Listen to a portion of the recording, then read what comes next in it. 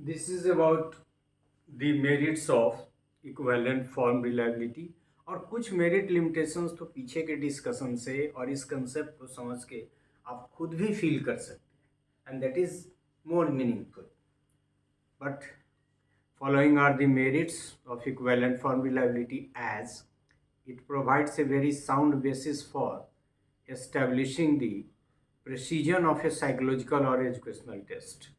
मतलब ये कह रहा है कि साउंड साइकोलॉजिकल और एजुकेशनल टेस्ट के प्रेसिजन के बारे में basis for establishing the precision process. It is superior to test retest method as it reduces the memory related inflated reliability. मतलब मेमोरी एस्पेक्ट की इसमें उतनी ज़रूरत नहीं है क्योंकि दोनों इक्विवेलेंट फॉर्म है. It can minimise the effects of recall and carry over.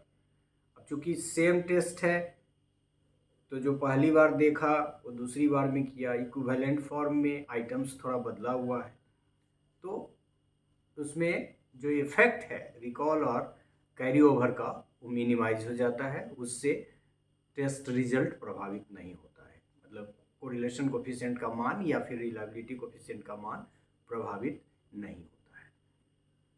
It can assess reliability independently of the consistency of the test material.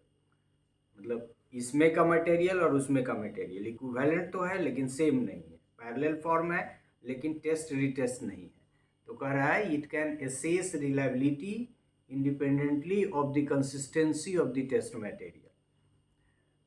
This parallel form can be used for repeated testing without being influenced by the first test. मतलब उसमें तो obvious है कि first test को ही repeat करते हैं तो उसकी तुलना. It is the measure of both temporal stability and consistency of response to different item samples.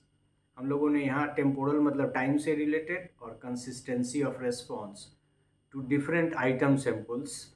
कारण वही है कि सेम टेस्ट नहीं दिया गया है बल्कि पैरेलल फॉर्म है. The reliability of psychological test and attitude scale. ये कह रहा है मुख्य रूप से कि टेस्ट आपने देखा होगा टेस्ट बनाते हैं हम लोग तो टेस्ट और एटीट्यूड स्केल इसके बारे में ये कह रहा है कि it is more meaningful for the reliability coefficient calculation for a psychological test और for a scale that is attitude scale. So the reliability of psychological test and attitude scales is usually estimated by this method. मतलब उसमें इसका ज़्यादा implication है. So this is all about this part जिसमें merit और ये limitations हमेशा relative होगा, एब्सोल्यूट कभी नहीं होता है. ये बात हमने कई बार आपको कहा है, खास के जो एमएड के हमारे स्टूडेंट रहे उनको. सो the reliability coefficient that is equivalent form यदि हम निकालते हैं तो इसके ये जिनकी चर्चा हम लोगों ने की वो मेरिट्स है. So thank you.